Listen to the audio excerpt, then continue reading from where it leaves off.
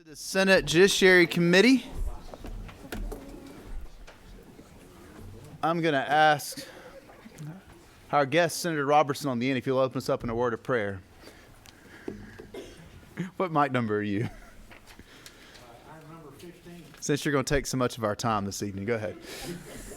Not my intention, Mr. Chairman, but those of you who are comfortable, if you would bow your head with me, please.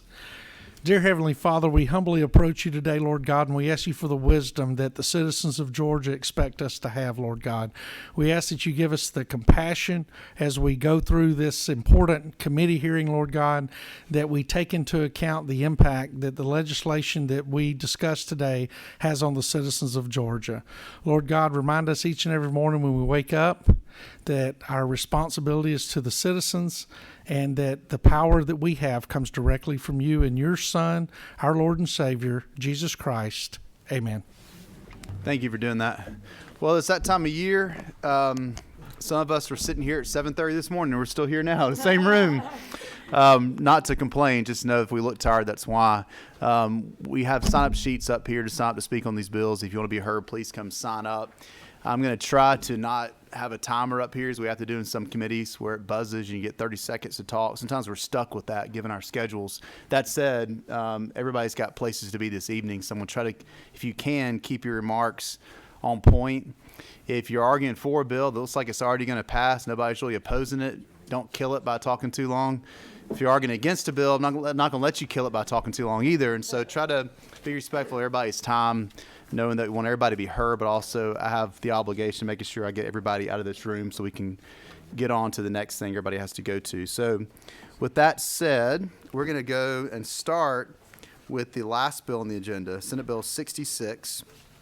Senator Hickman, if you want to come on up.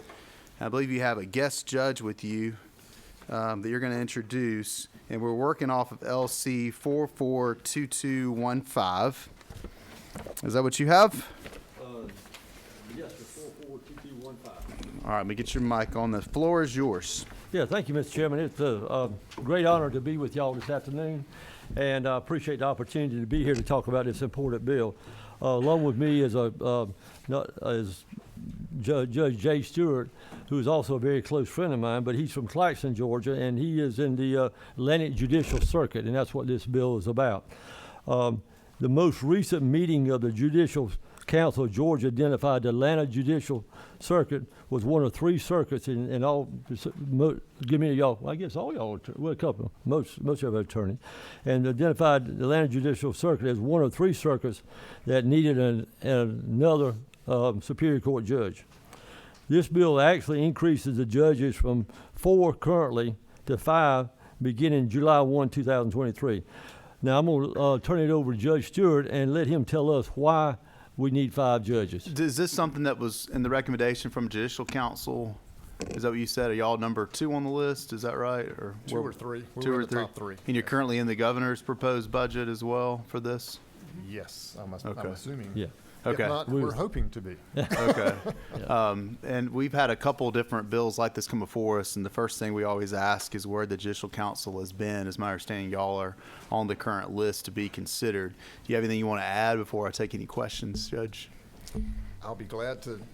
It's 5 o'clock. I want to tell you, as a citizen, I thank all of you for your service. It's 5 o'clock and you're still here, so thank you for that. I'm happy to answer any questions. I would point out just a couple of brief points. As you have indicated, the Atlantic Judicial Circuit is one of 3 circuits statewide that has been identified by the Judicial Council as being underjudged. The reasons for this finding are we have more habeas corpus filings because of the existence of Smith State Prison, Rogers State Prison, Georgia State Prison, all in Tattnall County. So we have more habeas filings than any circuit in the state of Georgia. In addition to the habeas cases, there's all of the litigation that prisons breed. Every crime that's committed within the walls of the prison is prosecuted in the Superior Court of Tattnall County. All the contraband cases of folks that are stopped short of the prison but intend to introduce contraband, those are prosecuted in Tattnall County. I'm going to leave the prisons alone. I think we all get that. The other thing I would point out is that the Hyundai plant that we're all excited about will be located in our circuit. My small county, Evans County, has already been told to expect a 2,000 population increase in students next year already. So in addition to the prison situation that we currently have, we have the Hyundai plant coming, and we're already seeing the growth in Bryan County, where it's actually going to be located, and surrounding counties, Liberty, Evans, Tattnall. So that's another very significant point. We've not had a new judge added since 1995. That was actually to be added back in the 80s, but it got tied up in the Brooks litigation. Right. But Judge Ronnie Ron actually was appointed in 1995. We've not had a new judge since 1995, and we are significantly underjudged at this point. All right. Thank you, Judge. Happy to And take any questions. I guess with that plant coming, you'll have divorces in about 5 years coming in too, with all the people coming in. And so, any questions from the committee? There's nobody that signed up to speak on the bill. Do you have a question, Senator Cowser? Yes, thank you, Mr. Chairman. I just want to make sure I knew what counties were in your circuit. Thank you, sir. It's Tattnall, Evans, Bryan, Long, Liberty, and McIntosh counties.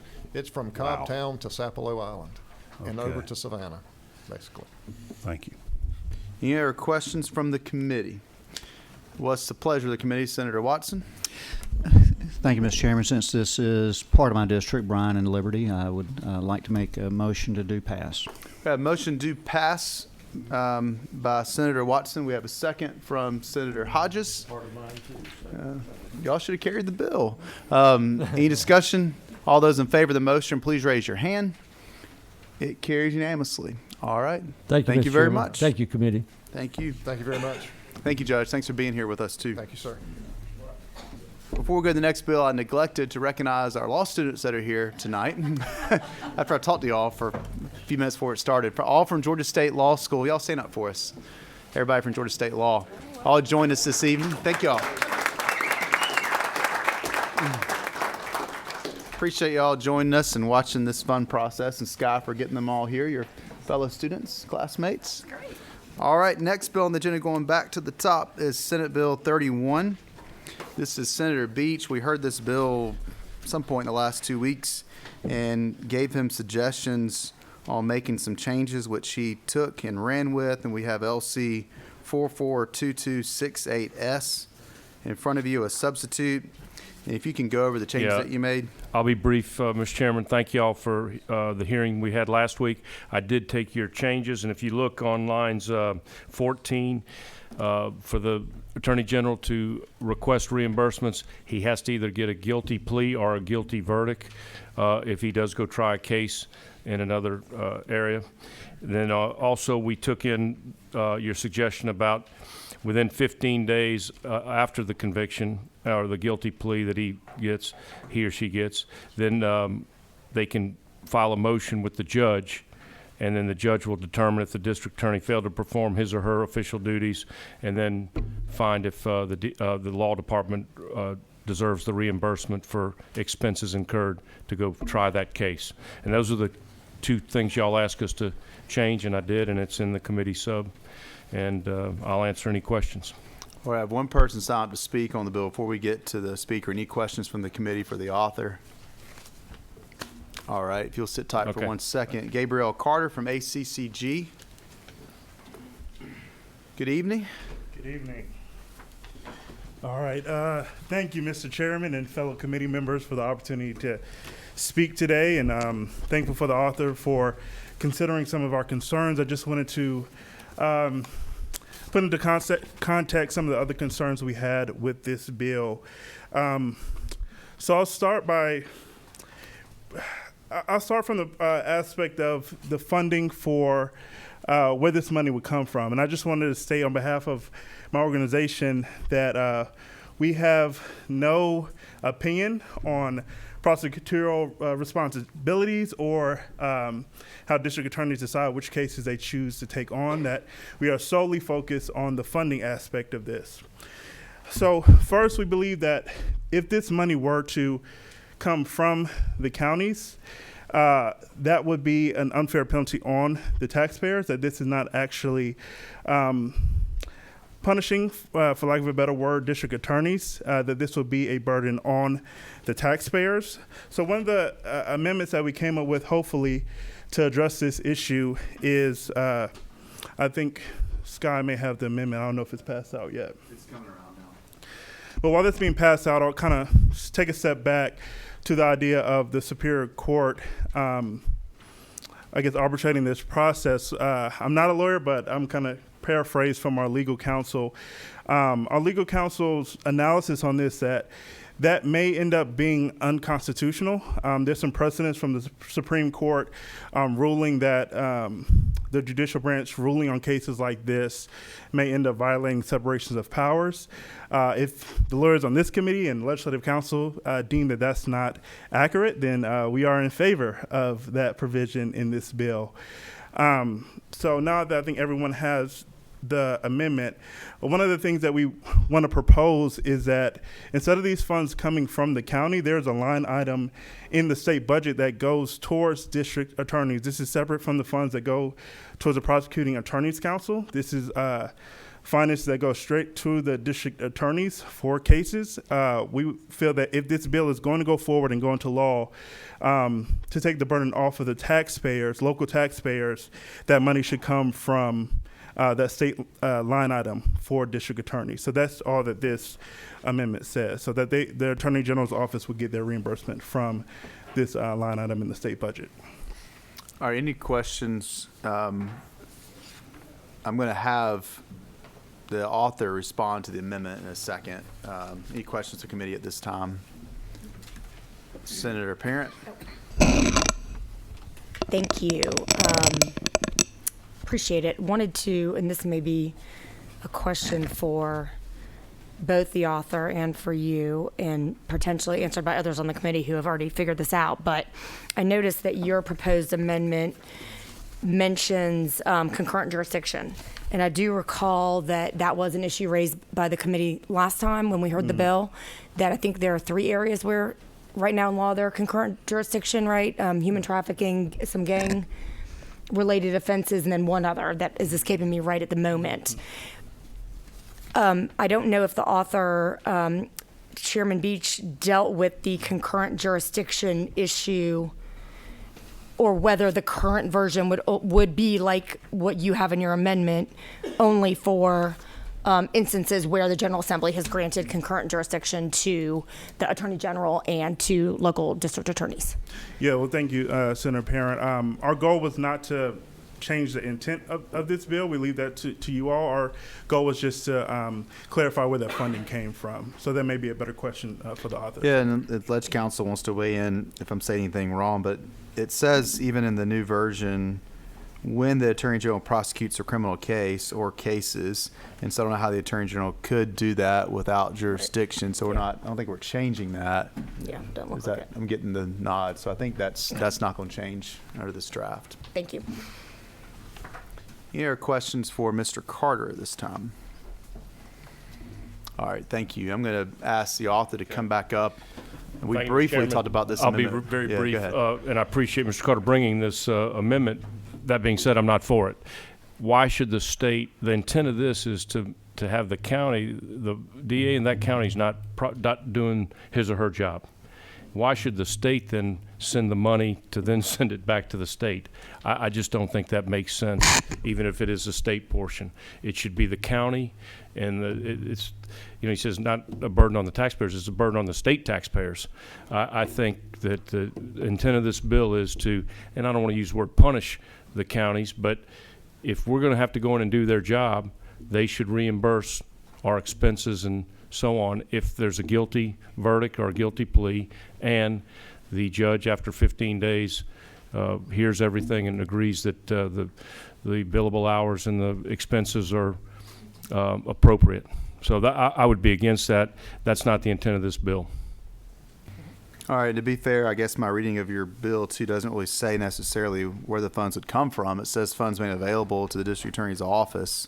I guess that could, if a judge decides that state funds. They could use the state portion if they will, but but that's their decision. I don't think we should mandate that they use state funds to pay the state back. That just doesn't make a lot of sense to me. All right, any questions for the author? Senator Hatchett? The discretion as to where the funds, which funds they're going to use, who's that left up to? Well, it'll be, I would think the district attorney has funds to prosecute cases, and if he or she's not doing his job and we have to come in, we would we would be reimbursed those expenses. And then the judge, after the 15 days, within 15 days, would say if the expenses are reasonable and accurate, and grant the expenses back to the Department of Law, the Okay. Attorney General. Thank you. Any other questions from the committee? All right, no one else signed to speak on the bill. What's the pleasure of the committee? Move due pass. We have a motion to pass by committee substitute from Senator Cowser. Is there a second? Second. Second from Senator Kennedy. Any discussion? All those in favor of the motion, raise your hand. We have 5. Am I right? All right, all opposed? 5-3, motion carries. Thank you. Thank you. Mr. Chairman, members of the committee.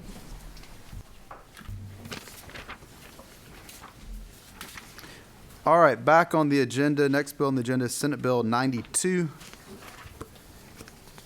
Senator Robertson. There has been some work on some additional changes on the bill happening late.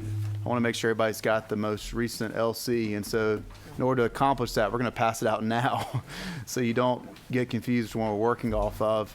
And we never want to present something that nobody has had a chance to see, and so I think it's important that you highlight the changes that have been made, in particular from what your last draft was and from what was noticed on the committee hearing notice originally, so everybody has a chance to at least spend time to see the differences, and then we can get more into the bill itself. All right, working off of LC 442313S, is that what you have? Yes, sir, Mr. Okay. Chair, it is. All right, the floor is yours. Thank you. Mr. Chairman, this is, as you've said, there have been a lot of people that have come forward and put what I think to be positive and constructive input on this legislation, especially from when it started out, I think approximately 2.5, 3 years ago, with Representative Gullett over in the House and myself over in the Senate. And then I think everyone will remember the legislation was attached to a bill carried by Chairman Walker last year and was discussed toward the end of the session, and did not move to the best as I recall. But we have made changes, and I'll touch on that. I'll be more than happy to go through each part of the bill if the committee wishes. But the changes are primarily, I've received certain questions from district attorneys and also from members of the committee that I think we were able to address, and I will try to remember to point out those. But one of the small changes that were made right off is someone felt that the word qualifications would have been better than oversight, to put it more in line with what's done with our judiciary that currently sits on the bench. If you look at lines 149 through 52, that was changed to read willful and persistent failure to perform his or her duties. And let's see, in carry out duties pursuant. I apologize. What we did is we added the code sections in 1586, which deals directly with the responsibilities of the district attorney, and that's within the line section of 149 and 152. And then also we referenced OCGA 151866 with respect to conduct related to the conduct of solicitor generals. So we're clear on the conduct that we're looking at for the commission, right? That's Correct. Reference What we're not trying to do is we're not trying to lay out new rules and new responsibilities for district attorneys and solicitor generals. All we're doing is putting a light on the ones that already exist in the official code of Georgia. Another thing we did is we struck the reference to the state bar rules. This bill is about the duties of district attorneys and solicitor generals and not the conducts of lawyers generally.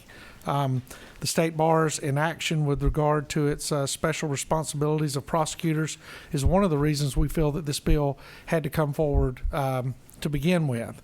But also there's a change made on line 181 I believe it's number 3.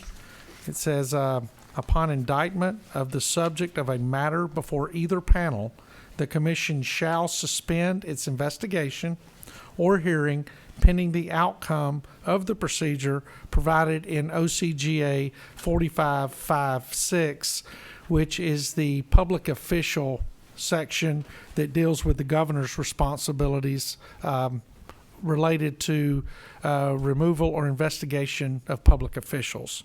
And so, again, that cleared that up. This provision will allow the governor his power to investigate or her power to investigate and potentially suspend or remove from office an elected official that has been indicted. Given this bill is entirely about the duties of the DA and the Solicitor General, and not about an indictment, the way it should be cleared while the governor carries out their duty upon the indictment. And basically, it keeps the field clear of parallel investigations that tend to kind of muddy the waters and can cause distractions as we move through the legislation. I know that Senator Hatchett reached out to me related to the makeup of the members, and I think we got to where he was comfortable that all of the members, with except one, are individuals with law degrees and individuals with prosecutorial experience, whether it be district attorneys or solicitor generals, in order to make this a true qualifying or oversight group that actually understand the profession in which they are looking into, and especially the duties that they are required to carry out and in the way those duties are to be executed. So I hope that information, I hope it reads that way, and I hope that the senator is comfortable with that. And I will say that there is a copy similar of this legislation over in the House that's moving through. There are a few differences in that bill. Mr. Chairman, I think you and I discussed this morning a few things that we felt were better on this side, on this legislation, and those are things that I feel confident can be easily addressed in conference when it gets to that point. But with that being said, as the committee reads through the legislation, I'll be more than happy to entertain any questions from the committee, and I know, Chairman, that you've had many sign up to speak. All right, before we get to those that signed up to speak, any questions for the author? Senator Hatchett. Thank you, Mr. Chairman. I just want to thank the senator from Columbus for working with me on this. I had strong reservations last year when this bill came through.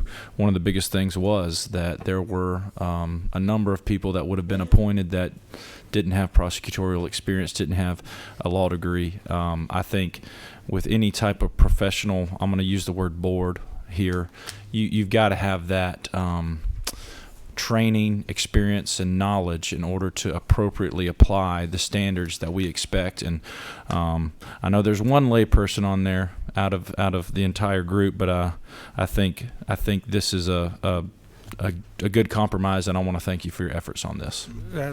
Senator, thank you so much for that.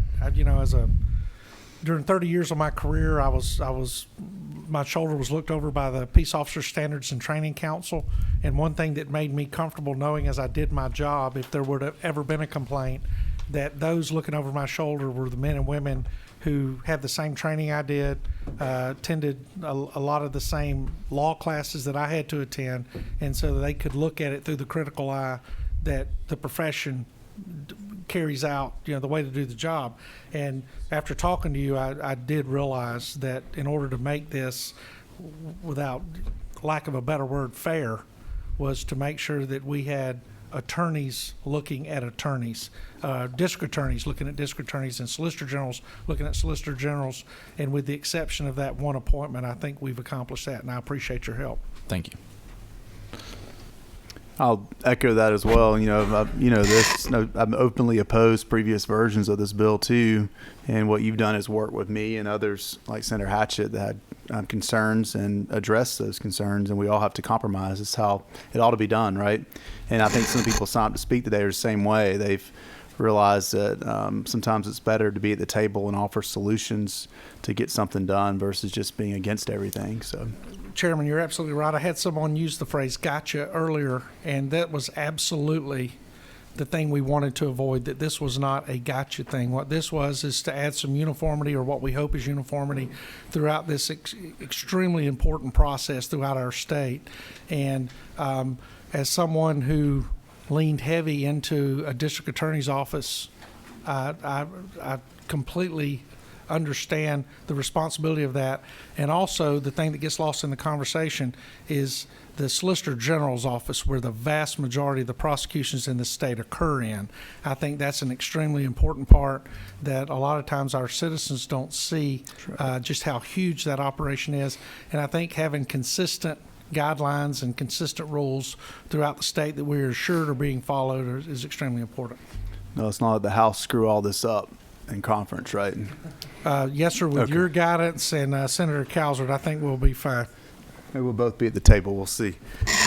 All right. Any other questions from the author?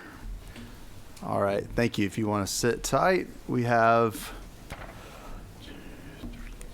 6 people signed up to speak. 2 people struck their name off. So if for some reason that was not correct, just yell at me if I don't call upon you. I'm going to go in order of those that signed up. We have 1, 2, 3 in favor, 2 opposed, and 1 that doesn't have a position noted. So I'll start with Herb Cranford, District Attorney from the Coweta Circuit. Good evening. Chairman, how are you? Good, about you? Good. Thanks for joining us. Thanks for your work. Thanks for having me. Senators, I'm Herb Cranford. I'm the DA in the Coweta Judicial Circuit. That's Coweta, Carroll, Troup, Meriwether, and Heard counties. Just to give you an idea, out of 50 circuits, we have the 4th highest felony caseload and the 5th highest population. But my smallest county's got 10,000 people, so I'm a pretty diverse circuit in a lot of ways. I've got 23 full-time ADAs. I think I'm understaffed, but that's an issue for another day. I became the DA in 2018 after being an assistant DA under my predecessor, Pete Scandalakis. I interned as in that same DA's office in law school. I'm a 3rd-generation prosecutor. My father was the Solicitor General in Coweta, and my grandfather was in the same position, I think, from like 1952 to 84 or something like that. I say that just to say I've supported oversight since the DAs first voted on it. I was one of 2 DAs who supported oversight. I did not take that position lightly. I grew up being told what prosecution should be about. I believe in it deeply as something this state and our society needs and needs to be done well. I have concerns about oversight. I've had concerns about oversight from the beginning. But legislation and policy choices are about trade-offs. And looking around me and looking at the history of certain prosecutors in the state, and to be clear, I think most prosecutors do a great job and try to do it right. And looking at some in the past who have done wrong, I didn't think what was in place was sufficient. And so I came to the conclusion when DAs first voted on this in the fall of 2021 that while I'm concerned about oversight, I'm concerned about a state bureaucracy having the power to remove a DA. I think on balance, this is a thing that's needed, and therefore I took the very minority position at the time of supporting it. And over time, in talking to my colleagues, now 21 DAs have written many of you a letter, Senator Robertson as the sponsor, being supportive. We appreciate y'all's engagement on this, and I think we genuinely have been listened to and a lot of changes made at our suggestion. I want to tick through a few things if y'all will allow me. I watched the House Judiciary Committee hearing yesterday, and a lot of things were brought up that I think might be helpful for me to kind of quickly address. I see the purposes of this legislation as, to discipline and, if necessary, remove DAs who do bad things, but also to define the line between legislating and enforcing the law. Regarding the latter, it is my view, and I think several DAs' view, that prosecution requires individual case review. Lawmaking is categorical by definition. If you do too many exceptions to try to accommodate every life scenario, it'll eat up the law. It requires having an individual prosecutor to review these cases in light of their unique facts and circumstances and make a decision. I think part of that also is allowing the elected prosecutor to make any decision within the law, including declining to prosecute because we have to use our limited resources where we think it's most needed. And so a big concern I had in oversight was some language that might say you have to indict every case you get, and this bill doesn't do that. And I think we've preserved our discretion, which I think should be defined as review every individual case. So some of the things I heard spoken about in the hearing yesterday was concern among some of my colleagues that this might address our ability to send a case to diversion or our ability to put a case in an accountability court. I don't think it does that. I think it would require a DA office to review each case before it goes into diversion. But it wouldn't limit the ability to divert any case or put any case into an accountability court. I heard talk of, adultery is still on the books, sodomy is still on the books, things like that. I've never seen one of those cases, don't expect that I will, but if I did, I would review it closely and make a decision about whether I thought it was appropriate to go forward. I can't imagine a scenario where I would, but I think we're obligated to look at each case that we're given. I think, we do have issues with, does GBI have the resources to do certain drug testing?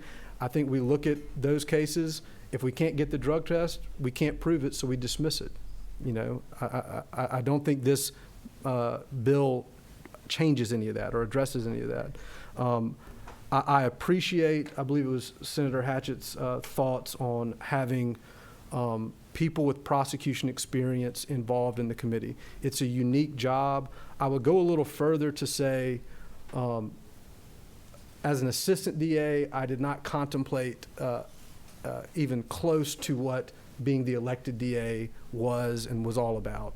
And so I appreciate the panelists having prosecution experience. I think it'd be ideal from my perspective if we had elected DA experience, elected Solicitor General experience. I know I haven't seen maybe the most recent version of the bill that may be in there, but I would be a little bit concerned about just prosecution experience and somebody getting on there that just has been a part-time, municipal prosecutor, and they think that experience, equates to, what I'm doing on a daily basis and the decisions I'm making.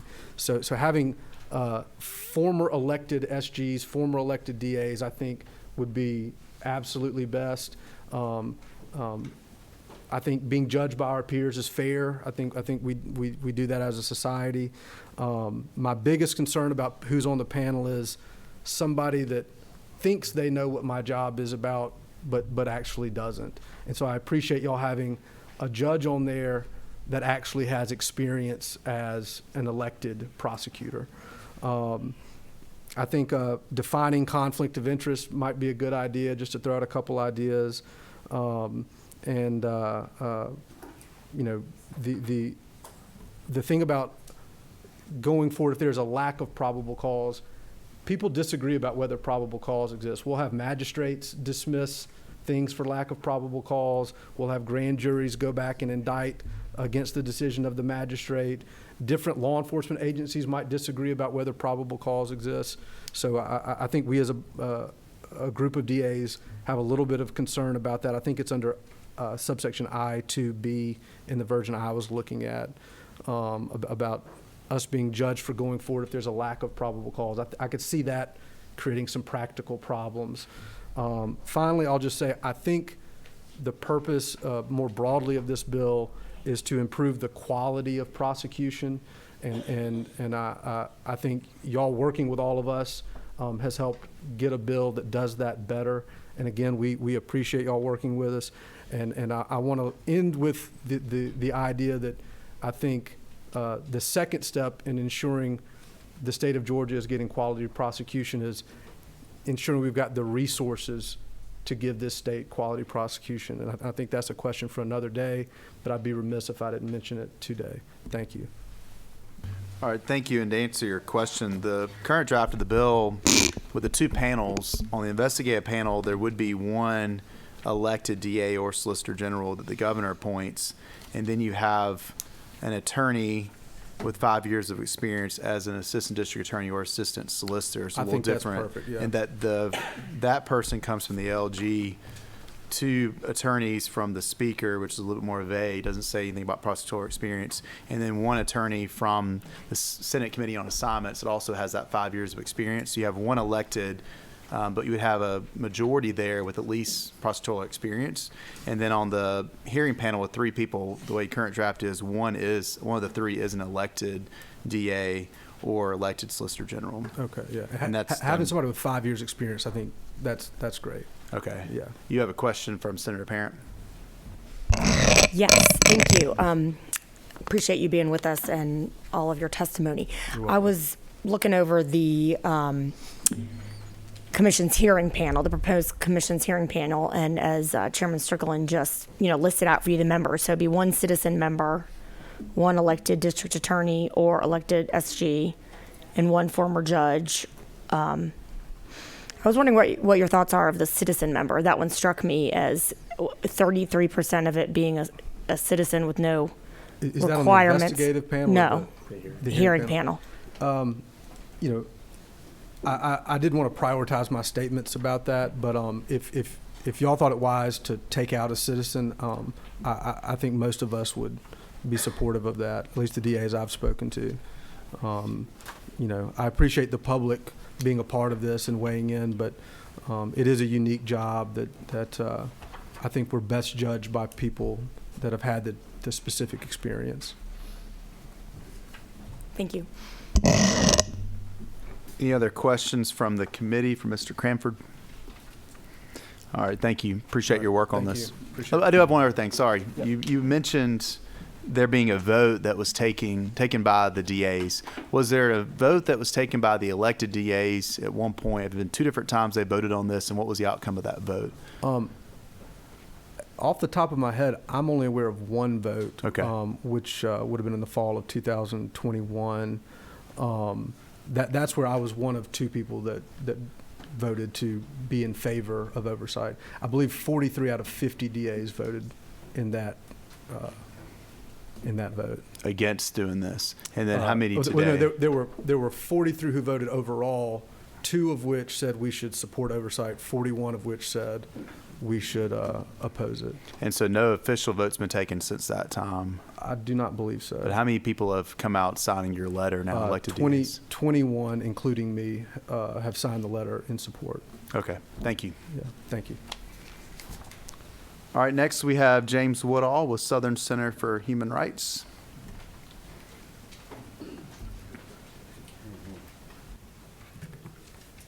Good evening. Evening, Mr. Chairman, to the members of the committee, James Woodall from the Southern Center for Human Rights. I want to begin by first saying we at the Southern Center, we believe that it is necessary to find ways to reduce harm caused by the legal system, particularly when a prosecutor does take actions based on undue bias despite lacks of probable cause in prosecuting a case, undisclosed conflicts of interest, or any other unlawful factor in performance of their official duties. But despite the aim of harm reduction, we believe this bill is redundant in that the Georgia General Assembly already has available mechanisms in which misconduct can be evaluated and recommended for discipline. And so I'll first begin with Georgia's Constitution in Article 3, Section 7, paragraphs 1 and 2, in which that the Georgia General Assembly has the sole power to both vote and hear impeachment charges, which to date I don't believe has been done for over 50 years.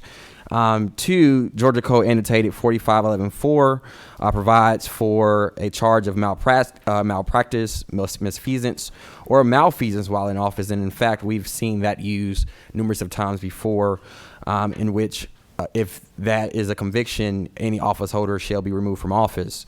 We have 45-5-6, providing that upon indictment for a felony related to performance of activities or of the office of any public official, to include a district attorney, the attorney general shall appoint a review commission and consider those recommendations of suspension pending final disposition of that case.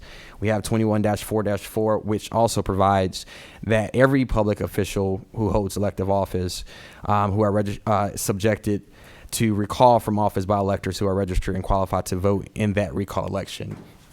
And so I named that because right now we're having conversations about methods that are available to both the General Assembly as well as public voters. And quite frankly, we've seen numerous opportunities over the course of the last 10 years in which each one of these could have been utilized, and they either were or they weren't. And then I would also raise that the State Bar of Georgia just amended its Rule 3.8 to provide all prosecutors with standards in which they shall follow to maintain licensure in the state of Georgia. I'll end by lifting two specific cases that reference opportunities that states have used when it comes to oversight. One is Soares v. State, which is a case in the state of New York that held that even though the statute did not impermissibly interfere with the DA's constitutional authority to determine whether, how, and whom to prosecute, it did violate constitutional grant of exclusive jurisdiction over returning discipline to the Supreme Court. And then secondly, the Staten Island branch of the NAACP versus the State of New York Grievance Committee in a matter of first impression, in which that case said that the committee lacked the jurisdiction over complaint involving discretionary acts of a prosecutor. And so I'll say all that to say that right now we have 4 ways in which prosecutors can be held responsible, in which there have been several DAs removed from office for violating their oaths of office or violating the state code. And to note that right now we have not seen articles of impeachment brought forth. And so if there are issues related to currently sitting DAs, then article of impeachment should be brought forth as provided in Georgia's Constitution. All right, thank you, Mr. Woodall. Any questions for him from the committee? All right, thank you. Next, we have Randy McGinley, the district attorney from the Alcovy Circuit. Walton and Newton counties, 2 great counties, sitting east and southeast of Atlanta. Welcome. Thank you for having this, I think, very important hearing on this very important bill. I want to thank the committee, the chairs, for having us today. As Chairman Strickland said, my name is Randy McGinley. I'm the DA in the Alcovy Circuit. Been the DA, I became the acting DA in June of 2020, and then was elected, and I've been the DA since then. I'm not going to repeat some of the things DA Cranford already covered. I don't want to be repetitive. I want to give a little bit of a different perspective, because I was an individual that previously voted to oppose DA oversight. And obviously I've changed my mind on that for a couple of reasons. One is I think there have been a lot of changes to this bill that have really addressed some of the concerns I had. I think, as DA Cranford said, being an ADA or chief ADA is not the same as being the DA. It is a completely different world. It is a completely different job. And having people with that responsibility and that actual experience on the panel really does make a big difference.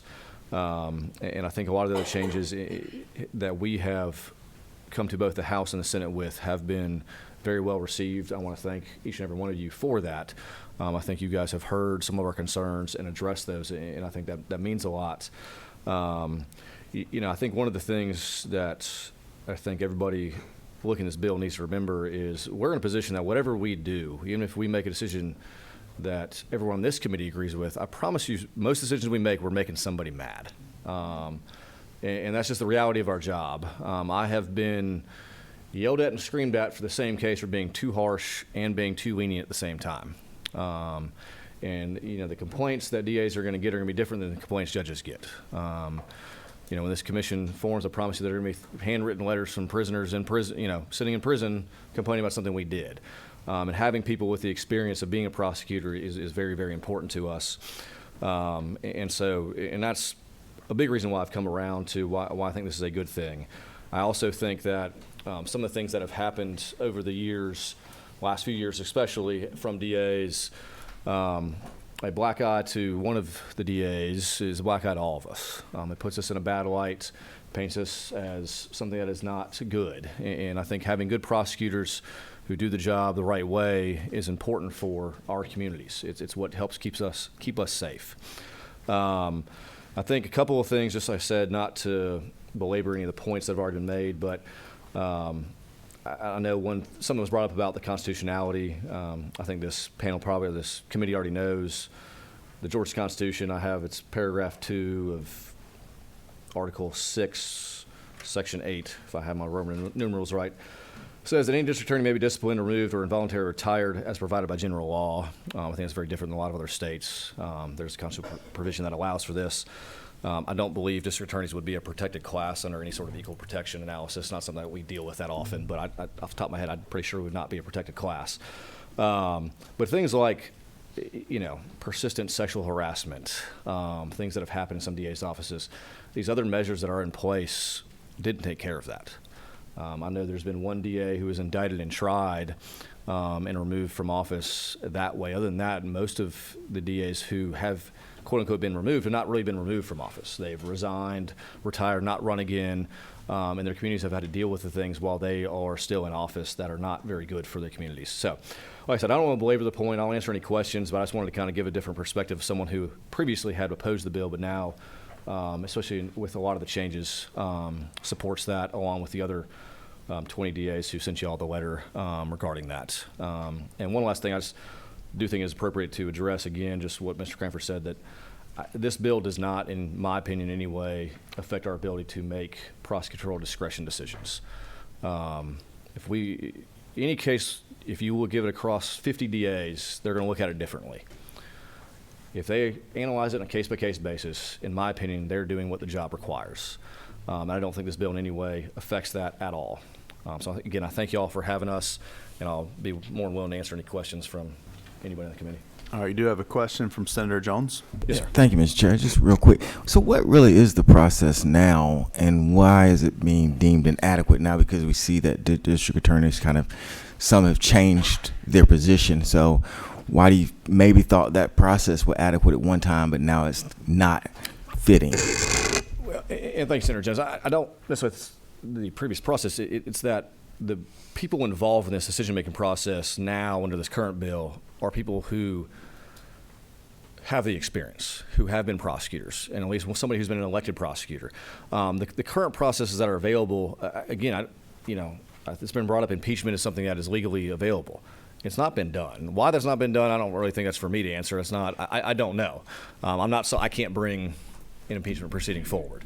I don't know why that hasn't been done.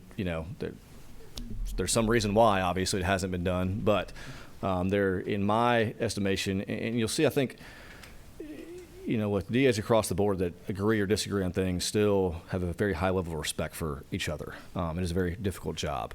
Have there been people in the past who, under my personal estimation, impeachment was maybe appropriate? Yes, but it didn't happen. And again, I don't know why, but I think this is something that could have more effectively deal with some of those issues. Any other questions for Mr. McGinley? All right, thank you all very much. Next, we have Bill Finch, the Solicitor General from Forsyth County. Good evening. Chairman. Thank you. And esteemed members, and thank you, Mr. Robertson, for bringing attention to the fact the good work that solicitors do in this state and the amount of money that we produce through surcharges to the date fund that the Superior Court likes to use. So thank y'all for your time and attention. I have some concerns about this bill. I won't belabor some of the things that were already addressed by Mr. Woodall, but I think that there are tools that are already in place that are not being used to go after the very bad actors that we're all mad at right now. And I want to assure the members of this Senate committee that I'm just as mad at them as you are. They make my job harder when they come out and make these issue manifestos or declarations about what they're going to do or what they're not going to do. It makes me mad because I have to raise my hand and take my oath of office. And to me, I think those declarations and those manifestos violate the oath of office. So I'm wondering why nobody has ever filed from this body or the House ever filed with the Attorney General's office complaints on the violation of oath of office from those DAs and one solicitor. And let's be honest right now, it's not really the solicitors that our elected officials are mad at right now. The one that they were mad at got voted out of office. Despite our attempts to rehabilitate him and caution him about what he should and should not do, he went ahead with it and said, I'm not going to prosecute marijuana cases. Well, I don't think that he ever should have made that declaration, because I think what it does is he changes the name tag of prosecutor for politician.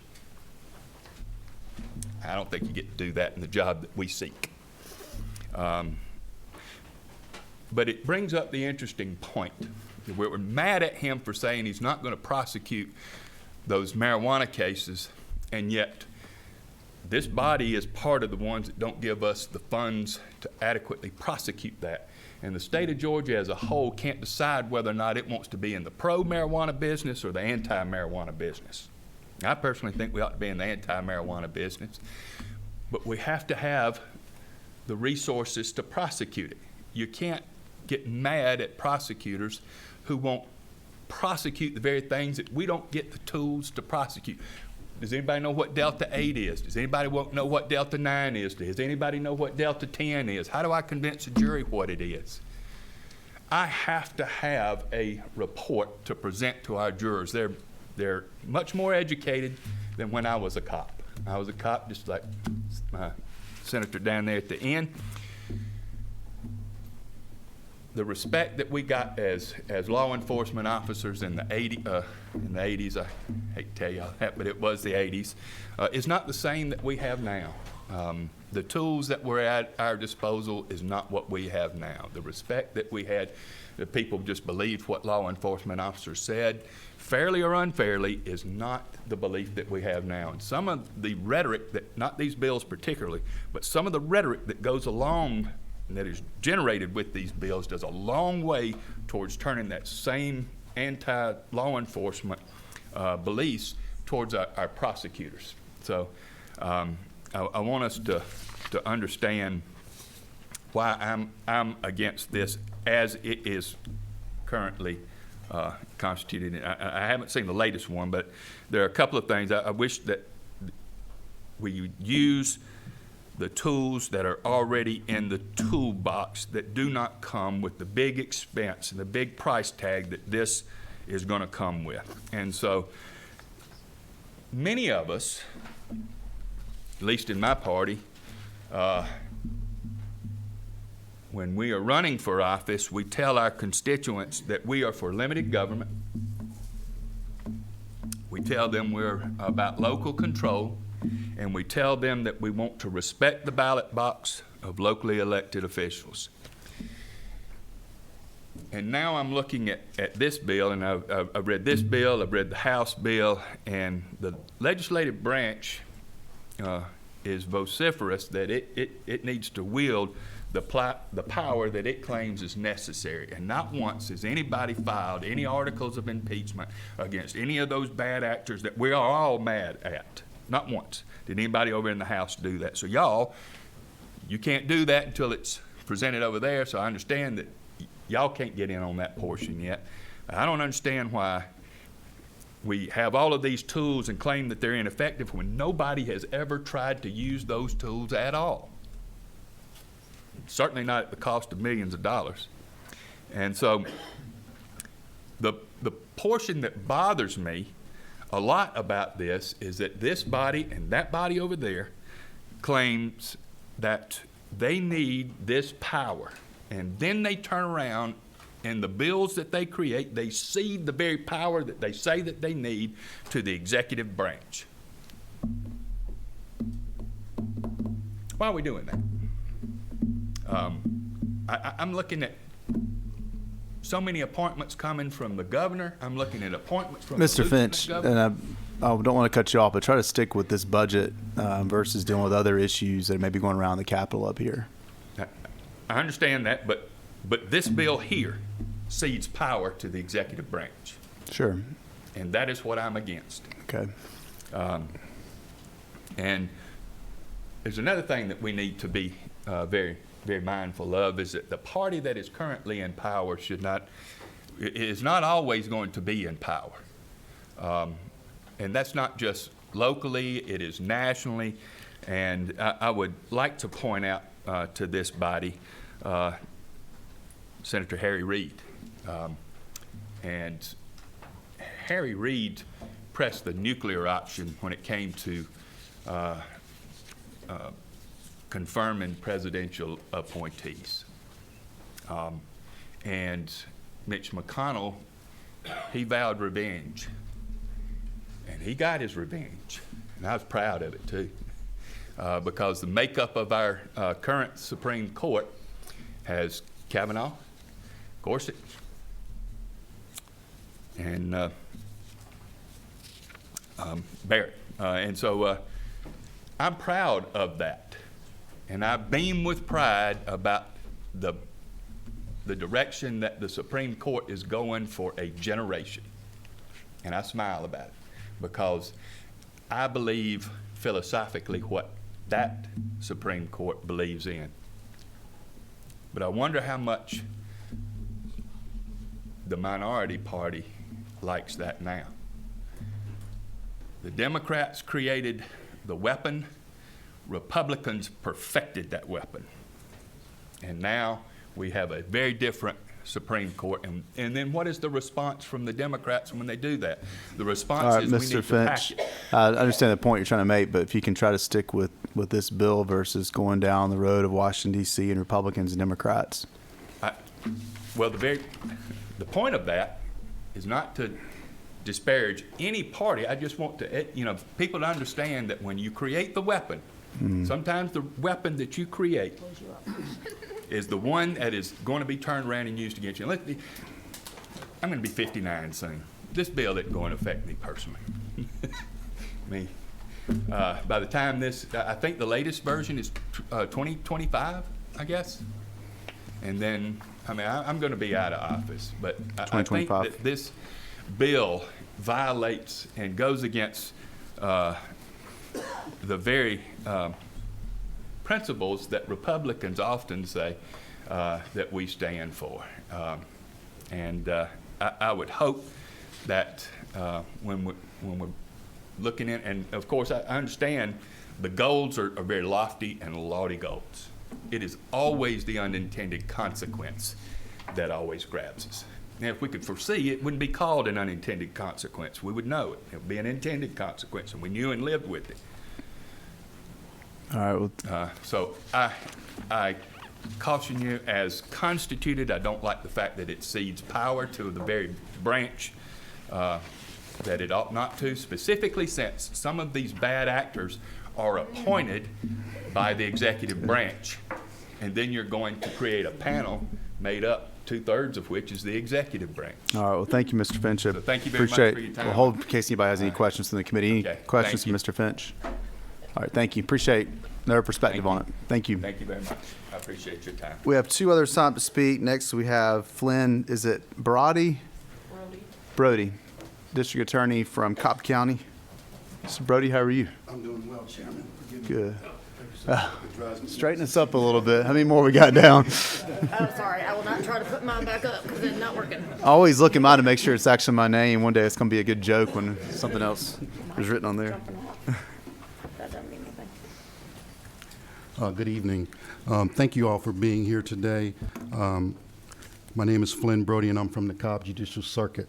I've been a district attorney there for 2 years, and I've been a prosecutor for about 15 years. The reason I oppose this bill is because when I look at it, and let me read you something that I was sent today, which will help you understand why I oppose this bill. A young man was listening to Governor Kemp, and in part of his speech, he said, and we are absolutely going to beat some of these far-left Democrat district attorneys at the ballot box, he added. And this bill seems to be an attempt to go after people that they don't like, who may be of opposing party. And the issue with that is just like Solicitor General Finch said, is that sometimes the tables may turn. But what I'm looking at here is there are alternative means that are already in place in order to hold prosecutors accountable. Each of my district attorney, my fellow district attorneys, we take our jobs serious. We took an oath to defend and uphold the Constitution of not only Georgia, but the United States. And that requires us to do many things. And one of those things is that oath of office requires us to prosecute all the laws of this state. I do not believe there's a single district attorney in this state that does not look at every case on a case-by-case basis. No matter what they may say in public for a soundbite, they do their job. They make sure that each and every case is prosecuted to the fullest when it deserves to be prosecuted. And for those that need to be diverted or dismissed because of lack of probable cause or because the person is innocent, they do that. They do that full well, and I'm confident that they do.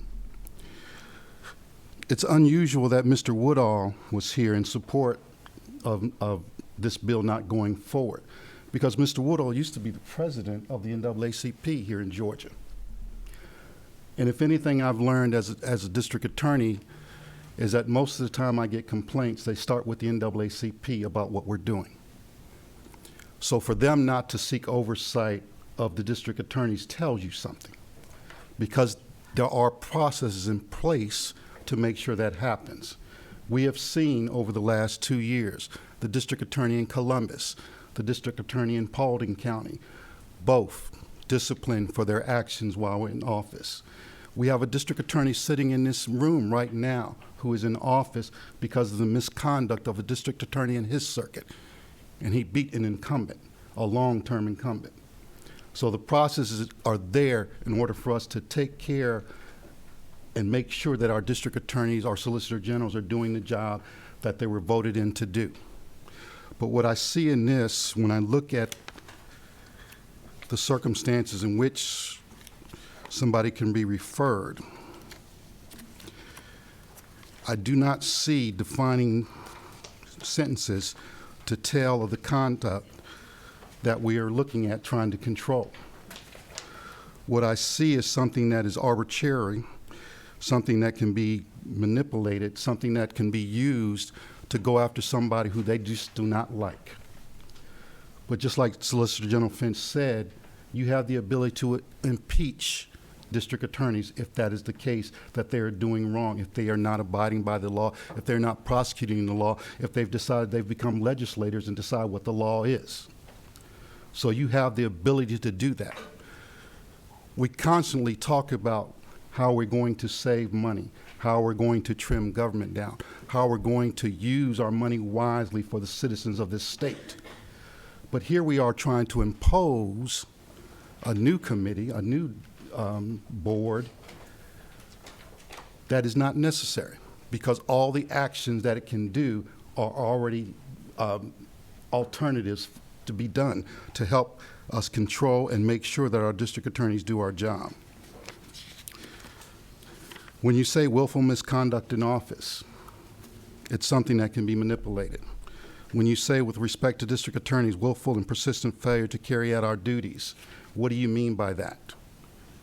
Are you saying that because we decided not to prosecute a particular case that we're not in willful, we're willfully disobedient?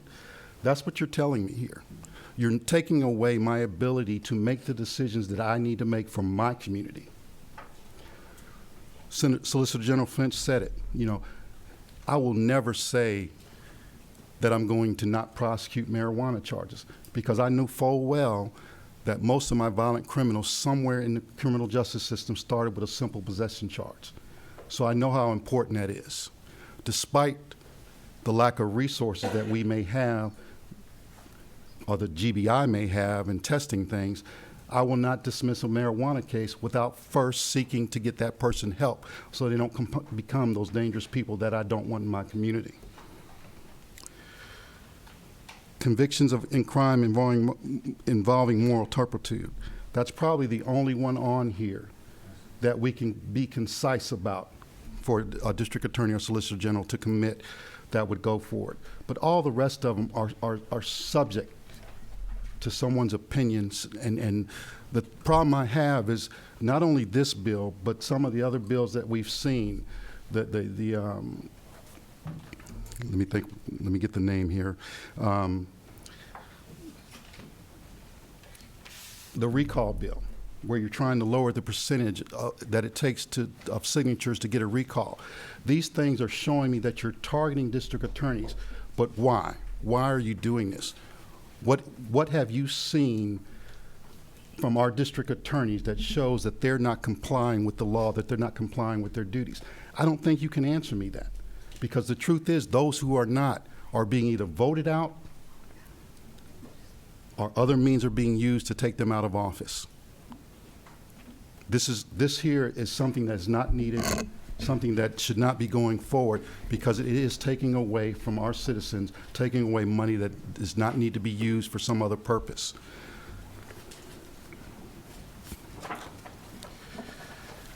The ability to impeach DAs, that rests with you. You have the ability to take out any DA that you want for misconduct. Providing a board where 3 of the members all are appointed by the controlling party tells me that this becomes a partisan issue, where basically if someone in the other party that we don't like, we're going to take out. And the question was posed before, why has nobody ever impeached someone? Well, the answer is, the truthful answer is, because the person who would be impeached would have to be impeached by somebody of the same party. And people refuse to do that. If you're not going to stand up and do your job, don't try to bully us and say we're not doing our job by putting a commission in place to regulate us when we are already regulated by the Georgia bar rules. We're already regulated by you through means of impeachment. Everything that you need to make sure DAs do their job is in place. That's why we don't need this committee. Thank you, Mr. Brody. You have some questions from the committee. Senator Jones. Thank you. And you may not have the substitute, but on one of the lines when it talks about district attorneys' jobs or also solicitors' jobs, it says, respect to the Solicitor General, willful and persistent failure to carry out his duties pursuant to Code Section 151866. 151866, for instance, one of the things we heard was about not individually addressing cases. When 151866, one of the third tenets there is that a prosecutor has to review and, if necessary, investigate all criminal cases which may be prosecuted in state court. The point being, I think you already kind of made it, don't we already have these laws on our books that exist right now? Exactly. That are there. So when we point out, go by 151866, we're basically restating what is in 151866. It's there. Correct. You heard Mr. Woodall say it, that this is redundant. And basically, we're just using money that could be placed somewhere else. We heard some of the DAs talk about our resources. The legislative is great at giving our police, our law enforcement resources. But they have to understand that the more money you give them, the more work it makes for us. And if you don't give us the resources, we have to make choices. And our choices are reflected in what we need to do to make our communities safe. And so I want to go after the bad folks. I want to go after those folks that I know are going to bring harm to my community. Don't hem me up by telling me that if you don't do this with this marijuana charge or with this shoplifting charge on a consistent basis, that I'm going to bring you before this board. Because the board is going to do whatever the governor wants them to do. It's just that simple. Any other questions from the committee for Mr. Brody? All right, thank you. Thank you Appreciate for your time. attention. Next, we have Keith Higgins, District Attorney from the Brunswick Circuit. Good evening. Good evening. Thank you for allowing me the opportunity to come before you today and speak before this committee. Some of your members may recall that I spoke before this committee as it was constituted back in 2016. I'll get into that in just a minute. I am the elected district attorney in the Brunswick Judicial Circuit, which includes the counties of Camden, Glenn, Wayne, Appling, and Jeff Davis counties. It's a 5-county circuit. We have 4 separate office locations. I have 15 full-time ADAs. If I go from my office in Brunswick up to my northernmost office in Hazelhurst, it's an hour-and-a-half drive one way. Those are the peculiar challenges that I face as the DA in my circuit, which I welcome and I willingly took on. With regard to the bill that we're here to discuss today, I support it. I was the other DA who supported it in 2021. I still support it. Those concerns that were expressed about the bill then by the district attorneys, I feel have been adequately addressed by revisions that have been made by this committee, and I appreciate those. I do want to reiterate and emphasize that it is important to have someone who has served as an elected district attorney on this commission. I served for 23 years as an assistant DA in the Brunswick Judicial Circuit. I served 10 years thereafter as a criminal defense attorney in the Brunswick Judicial Circuit. Prior to that, I practiced about a year and a half up here in Atlanta in an insurance defense firm. I have legal experience in civil practice in a law firm, in the DA's office, and as a private practice criminal defense lawyer. That did not give me any idea, quite frankly, of exactly what a district attorney is called upon to do on a daily basis with regard to managing, supervising, and controlling a district attorney's office, setting policy. The elected district attorney has a very unique position as the chief prosecuting attorney in a judicial circuit that needs to be taken into account when any complaints are brought before any commission. So I do want to emphasize and reiterate the importance of having members on the commission, whether it be on the investigative panel or the hearing panel, who actually have experience as an elected district attorney. With regard to a few points that were made with regard to well, we have other ways that we can remove DAs or discipline DAs. Back in 2016, this committee took up and looked at House Bill 941, which was a bill that was dropped by Representative Gulick in the House of Representatives to address the procedure by which grand juries or presentments would be made to grand juries with regard to use of force or deadly use of force incidents, to summarize that. That bill, at least in part, was dropped and was brought forward as a result of misconduct that had occurred in the Brunswick Judicial Circuit by the district attorney at that time. That was an event that had taken place back in 2011 with regard to how that case had been presented to the grand jury. The way the case had been presented and mishandled before the grand jury did not come to light until after a civil lawsuit had been filed, discovery had been conducted, and the transcripts of depositions had become public. That was of public knowledge and great public knowledge in March of 2016 when this bill was taken up. I specifically remember one of the members of this committee asking me, well, is anybody going to run against her? My answer was, I don't believe so. Nobody else wants the job. Nobody ran. That district attorney stayed in office for another 4 years. During that 4-year period of time, there was another incident that happened in 2018. where one of the officers that had been involved in that officer-involved shooting had committed a crime of domestic violence. Even though the district attorney's office had a conflict of interest in that case and recused themselves, they agreed to a bond in that matter. And even though they had a conflict of interest, the individual got out of jail as a result, murdered his estranged spouse, another individual and committed suicide. That was 2018. An election did not remove that district attorney because it was an uncontested race. An election will only remove one if it's contested. That is not an adequate response to misconduct or of a DA. I'll also go forward with regard to that. It's why that's not an adequate discipline or avenue for removal to rely on exclusively, in that, yes, I did win the election in 2020, but I had to run to do it. It was a contested race. And quite frankly, I ran in a certain way that allowed for that win to take place. I ran as an independent.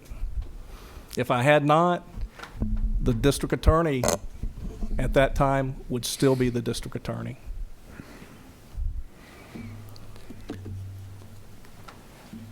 Elections are not an adequate response to this problem. It will not remove a DA from office or can be relied upon as the exclusive means of doing that. Impeachment has been mentioned as a way of doing that, and quite frankly, that's an impractical way of doing that or removing a DA for misconduct or misbehavior. As I understand it, you have 40 days in the legislative session. The time that it would take, and this was mentioned before the House committee yesterday, the number of days it would take for impeachment and a trial to remove a DA just simply isn't practical to be conducted within a 40-day session with all the other duties and responsibilities that you have. I believe Representative Fleming mentioned during that hearing that procedure had not been utilized since sometime in the late 60s. State bar rules with regard to the removal of a DA and whether or not that would be an effective means of doing that. Mr. Higgins, I don't want to cut you off. You can start trying to wrap it up. We have a long ways to go, but thank you. I will. Yes, sir. It is not a effective way as well, because Rule 3.8 is the only rule by which that addresses prosecutor conduct. It does not cover, if you read it, does not cover all of the instances of misconduct for which a DA ought to be removed, and it's not a self-initiating process.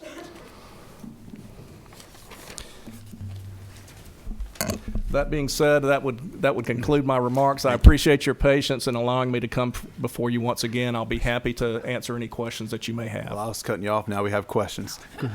Quick, I'll be quick. Senator Parent. Thank you, Mr. Chairman. Thank you so much, DA Higgins. First, what do you mean by a self-initiating process? Well, a complaint has to be, it's not a self-initiating process because a complaint has to be filed against a district attorney. Who's going to file a complaint? Nobody filed a bar complaint against my predecessor in office back in 2011, 2012, or ever. So the state bar is not going to take up any discipline or make any disciplinary action unless a complaint is made to initiate that. They're not going to do it on their own. So, another quick question. What are I don't believe you mentioned this, what are the procedures for recall by voters? I can't address that. I know that there's a bill in the House to reduce the number of signatures of voters to result in a recall election. There is a process there, but once again, it's not self-initiating. There was no recall election made, so you have a DA in office that, quite frankly, if I had not run, would still be the district attorney. Thank you. All right, it's okay. No other questions from the committee. Thank you, Mr. Higgins. Appreciate you making the trip. Thank you, sir. We have one late arriving district attorney asked to speak. Ms. Bonnie Willis, can you try to keep it to a couple minutes? I'm a lawyer. I will try. I'll be rude and interrupt you. I'm sorry. Is this your He's phone? going to miss his phone when he gets south. There you go. Thank you. Our last speaker, Mrs. Bonnie Willis, Fulton County District Attorney. Good afternoon. It's a pleasure to be before you again. I am in complete opposition to this bill. I think Senator Jones, you asked a question which everyone has danced around, but I'm going to get to directly because I don't know any other way but to be direct. The first thing is that every elected office in the state of Georgia, the recall is 35% for every office.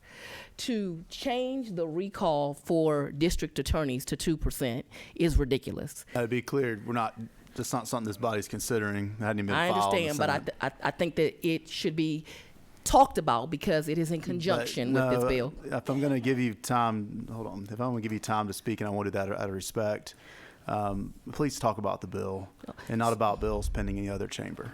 All right. But those things are being done in conjunction with each other. He asked a very important question, and his question was, why now? After 100 years of having district attorneys, we've always thought it was appropriate to recall them by the voters. The voters are my boss, just as they are your boss. I'm very clear who I answer to, and it is the voters of the county that I represent. And every district attorney who represents a circuit or a county answers to their voters, and that is who they should answer to.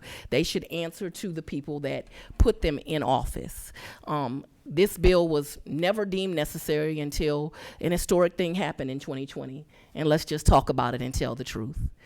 In the United States of America, there are less than 4% of elected district attorneys that are minorities. Less than 4% of all elected DAs across the country. When you look at African American female district attorneys, it is 1% something, right at about 2%. Well, Georgia did what Georgia always does, which is stand out and be amazing. And in 2020, we went from having 5 district attorneys that were minorities to 14 that were minorities, which is historic for any state in the United States. Let's be even more clear than that. Those district attorneys now represent the majority of the constituents in the state of Georgia. No one handed me my position. I didn't get here via appointment. I don't imagine I would ever get here via an appointment. Who had to appoint me are these voters, and that's who I should answer to. I do not do these blasts that we won't prosecute any other crimes, but I think me and Solicitor Finch probably wouldn't agree on much of anything just from listening to him for 2 minutes. Never been in a room with him before now, but I could tell we probably don't agree on much. That being said, he's right about something. You want to tell prosecutors how to prosecute, but right now the GBI, if Atlanta Police Department goes out and arrests Senator Parent with cocaine, marijuana, methamphetamines, and heroin. Don't disparage the senator, no. But the reality is, if they arrest you with 4 different substances that are very serious, they'll only test one. Well, I'm only going to prosecute you for one because that's all I have evidence on. Am I doing something wrong? No, I'm actually doing what the law calls for me to do, which is prosecute you where I can prosecute you, which is for the cases that I have evidence on. The voters elected me to make that decision. Guess what else they voted me to do? Sometimes someone is arrested. They, in fact, committed the crime that the police charged. But in my discretion, I can think, you know what, this is a 20-year-old. I think it's more appropriate that we try to turn their life around and put them in diversion. Am I negating my oath or making a decision that my community feels is appropriate when handling constituents? It is the voters that should be the ones that elect people into office, and only the voters. We should not have a committee, and I thought what he said was very interesting, so maybe we would agree on a few things. Just because the party in power right now is not the party who will always be. This bill is dangerous. It is dangerous to undo the voters because you don't like someone and you don't like their policies and you don't like what they do. If they do something that is illegal, you can certainly hold them responsible. Also, the great DA from Brunswick, I watched him testify yesterday and say, oh, the bar just summarily dismisses complaints against prosecutors. What is he talking about? Maybe that's what happens down in Brunswick. In Fulton County, you better answer that complaint. And people make complaints every day against prosecutors to the state bar, just like they do defense attorneys. And we have to answer it and respond. And as I tell people, I don't do much well, so I would like to keep my bar license. And so when those complaints come in, we answer them and we take them seriously, and we understand they have the right to take our livelihood from us if we don't do that. We can also use impeachment. But right now you have impeachment, you have the state bar, and you have the voters. This is unnecessary. judiciary. If you all have extra money, can you please give it to the Georgia Bureau of Investigations so they can test my ballistics evidence they don't have enough money to test? Can you please give them money so they can test the drugs they don't have enough money to test, and do all the other things? That's where we should be putting law enforcement resources. I have to cut you off. Thank you, Ms. Willis. Any questions for Ms. Willis from the committee? All right. We do have Senator Calzert. Thank you, Mr. Chairman.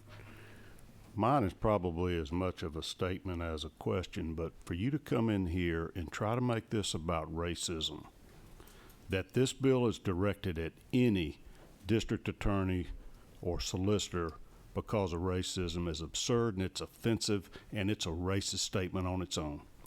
What this is addressing is willful misconduct in office. This bill has nothing to do with recalling anybody. You're mad about something you've read in the paper or heard in the House, and you ought to read this bill that we're considering. And what I might just stop there before I say things that Well, we'll respectfully have to disagree. Well, I'd ask you to read this bill, and for you as a district attorney to think that a district attorney ought to be able to get away with willful misconduct in office, willful and persistent failure to carry out your duties, when there are exceptions in this bill, as the other prosecutors have said, that allow you prosecutorial discretion to decide whether to put that young man in diversion program, but you can't have a policy that you're going to ignore the laws that the state of Georgia passes, this legislature, and that your oath of office requires you to enforce, is ludicrous. Senator Calzert, I take my oath very seriously. I do not think there should be willful negation. But while you're looking at that, why don't you ask these prosecutors how many of them have prosecuted adultery, because that's a law on the books. So I take my oath very seriously, but I also have to make decisions every day about who to prosecute and who not to prosecute with the resources I have. So let me tell you who I prosecute first: the violent offenders, the gang offenders, the people that hurt people sexually. So I take my oath very seriously. Well, I look at each and every case. Reading in the paper Hold on. that Well, you're let's- prosecuting. I don't. Excuse me. Well, Hold on. Let's do. Hold on. Your mic's not on. So hold on. We're all getting emotional. It's been a long day. No, you're being emotional right now, and we're gonna try to stick with the draft of the bill. I don't know who talked over who. Y'all both talking over each other, to be fair. So it's my job to try to stop it and get us back on track. So why don't we do this? Why don't you respond to the question he asked, and he'll ask any questions that he has. So if you'll respond. The question was, I've been practicing law for 27 years. 21 of that 27 years has been as a prosecutor. Right now, 150 district attorneys, not 15, report to me. When I was a district attorney, I was over the largest division of the Fulton County District Attorney's Office, where 40 prosecutors prosecuted to me. I have tried personally over 100 cases, tried thousands of cases. It is the greatest honor of my life to be a district attorney, but I ought to be allowed by the voters that elected me to make decisions with discretion. All right, thank you. Senator Calzert, did you finish your question? Okay, you have another question from the committee. Senator Jones? Also, I guess more of a comment, and I would just say that there is, senators, there is a perception from African American prosecutors that these bills are based on race. I mean, it's just a reality. Being one and having been a prosecutor for 10 years, I talk to them, and that's just their reality. Now, whether that's true or not, that can be debatable, but you cannot question a person's perception about why these things are going through, and that's just the perception that does exist. And possibly that's why we should have more conversations about before we do some of these things, whether it's SB 202, whether it's this prosecutor oversight bill, and understand what the perceptions are that exist in our full community, and maybe then we can move forward. But those questions were never asked of the prosecutors who are newly elected and others. All right. So no other questions to committee. Thank you, Ms. Willis. I appreciate your time. Thank you. If I can just follow up on that, and the reason there are those perceptions is it cannot be lost that in 2020, Georgia did something historic in electing 14 minorities to represent the majority of the state. All right, thank you. Thank you. Nobody else signed up to speak on the bill. Senator Robertson, if you can come back down. Let's try to, and I know we have different opinions about perceptions, what people are intended to do, but our job in these hearings is to look at the words on the paper. And all of us have done that on both sides of the issue. Not everybody's done that. And especially some of the House folks that I've opposed what they tried to do don't do that. And so I want to focus on the time we have left, any discussion with the committee and with the author on the words on the paper, so we can look at the bill we actually have in front of us, which has come from, at least what I know of, 2 years of work and debate on how best to handle this. And folks like me that were opposed to it initially too. And so I do have two things I want to ask you about that I wonder if you want to consider any amendments on that have been brought up. One that wasn't brought up, one that was. The first, and then I'll open up to the committee. The first is on, when you're looking at the hearing panel, on line 77, there is one citizen member. This is a panel that only has 3 people, and one of them is a citizen member. And I don't know if there's any rhyme or reason that was given to the governor. It's no jab against who has the appointment, but it's been suggested, I think even those that are opposed to the bill might agree the bill would be better if that was an elected district attorney or solicitor. Do you have any thoughts on that? I would absolutely support that amendment, Mr. Chairman. It makes sense as I sat down and listened to the Solicitor General's testimony and the testimony of the district attorneys. I think that's a very fair and equitable amendment. If you did that, your hearing panel would be then 2 elected. Now, the way it's written for the second appointment is it reads as elected. I guess that would be currently elected. So you'd have 2 elected DAs or solicitors, and the third person would be a judge, a former judge. But it also, one thing we didn't say, they had to have formerly been a district attorney or solicitor general as well. So in all 3 positions on the hearing panel would be either a current DA or solicitor. The 2 people would be that, and a third would be a former that was also a judge. Is that? I'm comfortable with that, Okay. Mr. Chairman. Let's make sure everybody understands what this panel would actually look like. Okay, so we'll come back to any amendments. The other question I had, and maybe it's just because we've been, well, not quite 12 hours at it today, but line 174, I just can't figure out the way it's written when it says probable cause. Right, and I think you and I had a Previously. conversation. Yes, sir. And my intention was to strike that because of probable cause between law enforcement and district attorneys at times are debatable. Right. And district attorneys have to lean heavily into the law, and law enforcement officers there at the scene a lot of times is perception and the law, and so I would be comfortable if a lack of probable cause was removed. You and I both know of cases recently where the GBI was in conflict with another goes law to the enforcement discretion of a prosecutor. Absolutely. It's been discussed by everybody. Absolutely. Okay, and so you'd be okay with just striking line 174? Yes, and sir. then re-numbering, re-lettering, I guess you'd say, all the way through to 178. Right. Okay. And I failed to mention on line 176, Mr. Chair, if you feel it's necessary, I think I did provide a definition of conflict of interest. Okay. And that if that wanted to be defined. Which line are you on? I'm looking at 176 D, as in Delta. Okay. Yes, sir. Do you want to share the definition you have? Yes, sir.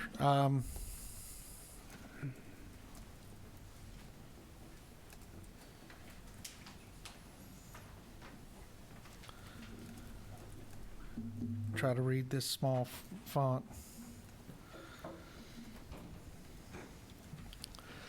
An undisclosed conflict of interest, including where the district attorney or solicitor general are related by consanguinity or affinity to any party interested in the result of the case or matter within the 3rd degree as computed according to the civil law, is the definition that I was provided for when I asked for a definition.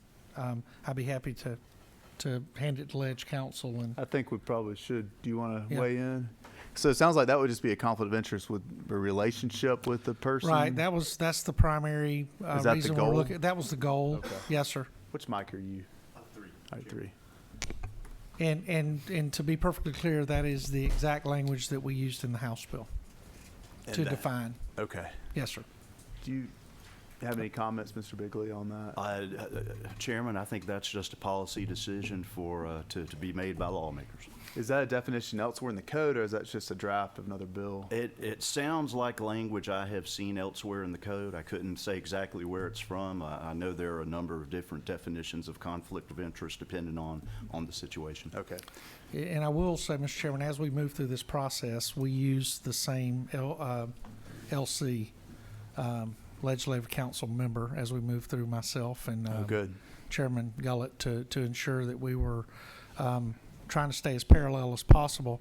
And then I think the difference is the involvement that we had with different attorneys and district attorneys based on which side of the house we were working on. Okay, why don't we do this? Those are the questions I had. We can go back if anybody wants to offer those amendments. Any other questions from the committee for the author?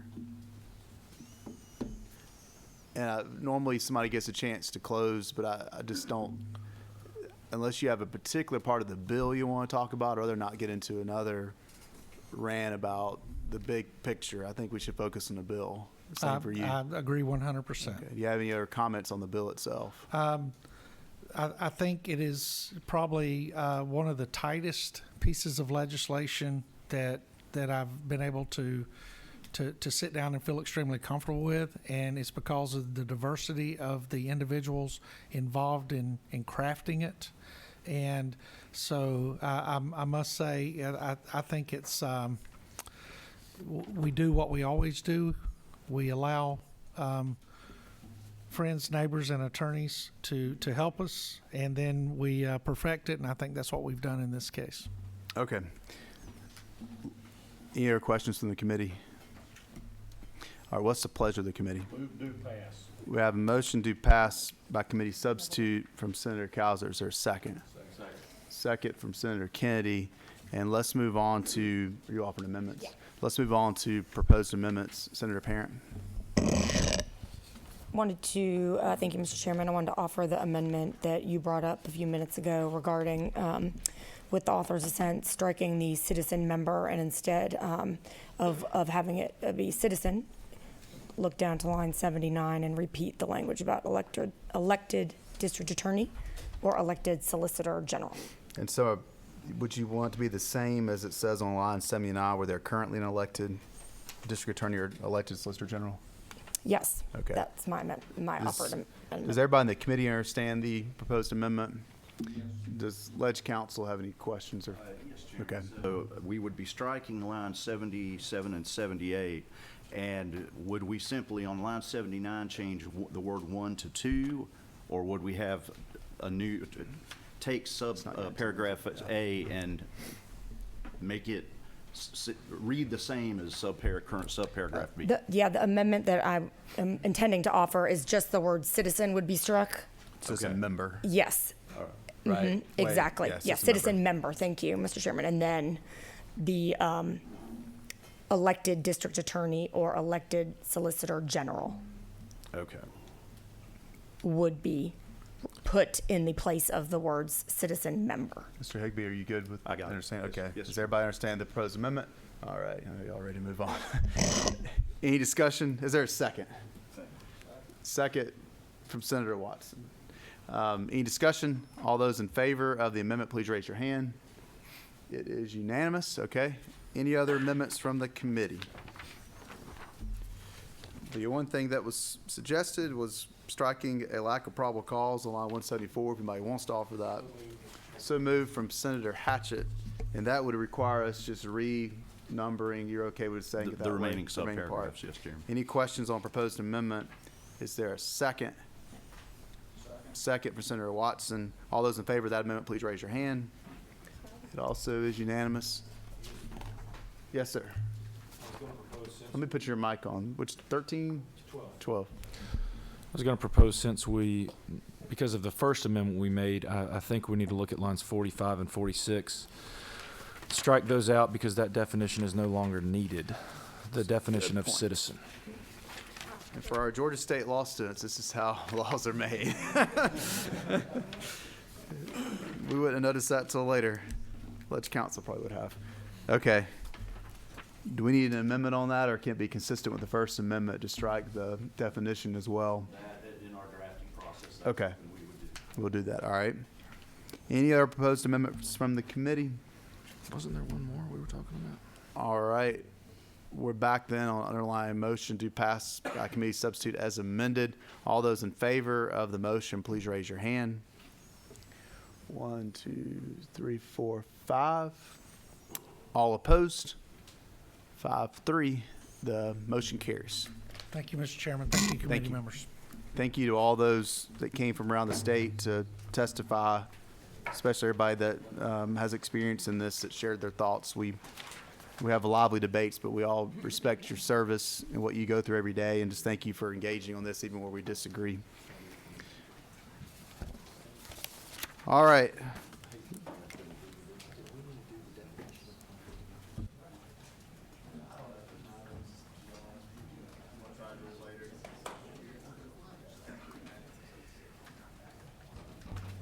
You need to go. Yeah, okay. Got my cousin to get him, but if you like. All right, we're going to move on to Senate Bill 100. Senator Hatchett, you're in the hot seat.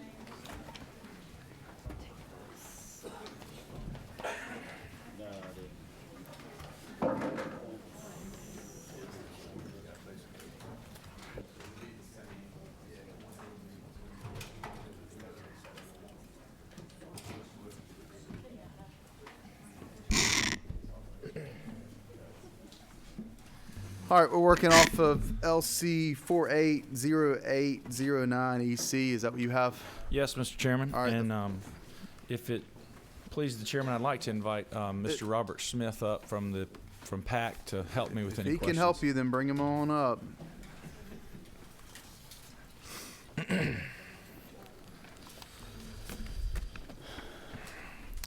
Well, thank you, Mr. Chairman, members of the committee. Today I bring Senate Bill 100 on behalf of the governor. Over recent years, the General Assembly has endeavored to improve public trust in our bail system by promoting common sense and accountability. Senate Bill 100 aims to continue this progress. It makes two very straightforward, practical changes to Georgia's unsecured judicial release statute by codifying what should be a regular practice amongst our judges today. First, it provides that a judge may not issue an unsecured judicial release on the basis of his or her own recognizance if the accused person has been previously convicted of bail jumping or has otherwise failed to appear in court in the last 10 years. To be clear, this only applies to an unsecured judicial release that is issued on a person's own recognizance and does not affect a judge's ability to issue an unsecured judicial release for the purpose of pretrial release or diversion. Second, Senate Bill 100 makes clear that before issuing an unsecured judicial release, a judge must consider the accused's criminal history information. Judges routinely consider this. It is considered common practice, but it is not codified. Many of our neighboring states do have this codified, so they will have to look and consider the accused's criminal history. However, this consideration does not preclude a judge from issuing an unsecured judicial release. Rather, it ensures the public that before any offender is released without any security tied to his or her subsequent return to court, the judge will at the very least look at their criminal history. So our goal with this bill is to codify best practices that judges in Georgia already do. We want to ensure that those accused keep their right of innocent until proven guilty, while also ensuring the safety of Georgia communities through appropriate use of our bail system. We think we're threading the needle here with this piece of legislation, and I ask for favorable consideration from the committee. All right. Mr. Smith, you going to weigh in this time? You wait for questions. Yeah, if there's any questions. Okay. Any questions from the committee? All right, we do have people signed up to speak on the bill, so if y'all step down and we'll call. We have 3 folks signed up to speak. All right. I'll start with Ms. Caitlin Mallory with Southern Center for Human Rights. Good evening. Good evening. Caitlin Malloy with the Southern Center. Malloy, I'm sorry. That's my handwriting. So. with the Southern Center for Human Rights, I want to say thank you to the sponsor and to the representatives from the governor's office who have already met with us and heard our concerns. We're here with our partners tonight to oppose SB 100, which appears to many of us as this body doubling down on a policy approach that has failed to accomplish anything other than ballooning jail populations. Our greatest concern with the bill lies with the provision in lines 69 to 71 related to the failure to appear. As drafted, this provision includes failure to appear, or FTAs, for all offenses, including those not involving any physical harm to any person, misdemeanors, and even traffic offenses. There are many reasons why a person might have failed to show up for a court date, and a past bench warrant for an FTA is not a reliable indication that a person is unlikely to appear for future court proceedings. This legislation also fails to recognize the fact that FTA rates are actually the lowest. They're in fact the lowest for offenses carrying the highest penalties. So if a person has failed to appear for a court proceeding in the past, it is likely that they were facing a traffic violation or a misdemeanor charge. Further, GCIC is not always a reliable reflection of a person's court appearance history, a fact that the General Assembly has already recognized. After the passage of SB 441 last year, there is an effort underway to remedy some of the shortcomings with GCIC, but that work is not complete. Finally, we have not seen any evidence that ordering cash bail increases the likelihood that a person is going to return to court for subsequent proceedings, or that cash bail will reduce the likelihood that a person will be rearrested while they're out on bond. In fact, the length of pretrial detention has the opposite impact. People detained pre-trial are separated from their families, they risk losing their jobs, and they tend to face longer sentences if they eventually are convicted. And at least one study has found that cash bail is associated with a 6 to 9% increase in recidivism. By limiting judicial authority to issue UJRs, Senate Bill 100 will put more people in jails that are already overpopulated to a deadly degree, exposing county governments to liability for worsening jail conditions. It will exacerbate the wealth-based detention disparities in the criminal legal system, and for these reasons, Southern Center asks you not to pass this legislation in its current form. All right, thank you. And any questions from the committee? All right, thank you. Thank you. Next, we have Ms. Jill Travis, Georgia Association of Criminal Defense Lawyers. Good evening. I don't look that tired. Oh my gosh, I'm dragging. I know y'all are too. It's been a long day, but we're all still here. Yeah, we are still all here, which is good. We have to be grateful for some things. That's right. Was grateful for Senate Bill 441 that the author sponsored last year, which tried to deal with this nightmare of the criminal data. What do we call it? The criminal history data. And what we found last year, and what is proposed in current House Bill 450, which is going to be a continuation of this data exchange service, is that so many dispositions are incorrect that are entered into the system. And I'm not a prosecutor, so I don't use the GCIC like they do in the arrest, but we know that the data is incorrect. And the problem with that is the bill as drafted asks us to rely on that incomplete data. However, it does say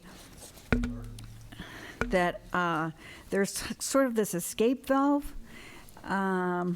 Looking at lines 72 to 76, that if the person feels like that's inaccurate or there's mistakes, that they can come back in. When do we come back in?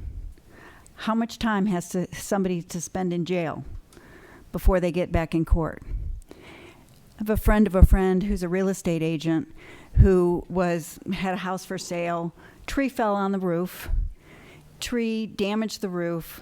She had to have the repairs made. Didn't know that the city had this post-inspection rule that you were supposed to post outside of the house when you had this kind of work done. And so she didn't comply. And so there was a code violation. And so the code violation went to the property address, which she didn't own. She's the realtor. There was nobody occupying the house. It was certified mail, so it never got delivered. This lady was an entrepreneur. She worked for Keller Williams, and she also had a business that she ran that had a liquor license. So a few months later, she's applying to renew her liquor license, and sure enough, denied. Why? There's a bench warrant for her. Why? Because she didn't go to court. Why? Because she never got notice. Now, this lady is not somebody that's going to end up in the crosshairs. She's going to get out of jail. But this blanket idea that somebody fails to appear to court means that they're a solid bad risk is something that we think needs to change. Many of you get notices for your dentist, your doctor, your hair, your restaurant reservation by text. The way to solve some of these problems about people coming to court is to have a notification system that would be accurate and to get the folks into court. You know that 80% of the men and women facing criminal charges are indigent, and this idea of perpetuating the wealth-based detention just is going to exacerbate the situation. So we'd ask you to ponder making some changes or not pass the bill. And I know that's a tall ask because I know how the bill is written and I know what those last two letters mean. And so I know that is it's something to deal with.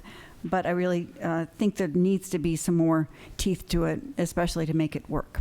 Can I ask you a question on the timing part of this? I asked the same question when I first met with Senator Hatchett, and I'll let him respond when he comes back up. Since it says on line 73 that the person may contest, the way this is written, wouldn't it happen upon that being contested? So if you're in court, you say that's not accurate, at that point, wouldn't the burden shift to the prosecutor to prove it? Yeah, and I don't know that. And the other thing may be that, I don't know, it's not like a true trial of a case where there's discovery provided. So how do we know that the GCI is incorrect? If it says you've been arrested for burglary and you've never been arrested for burglary, that might clue you in. But there are so many inaccuracies in the record. I don't really see that. We're before the court right now.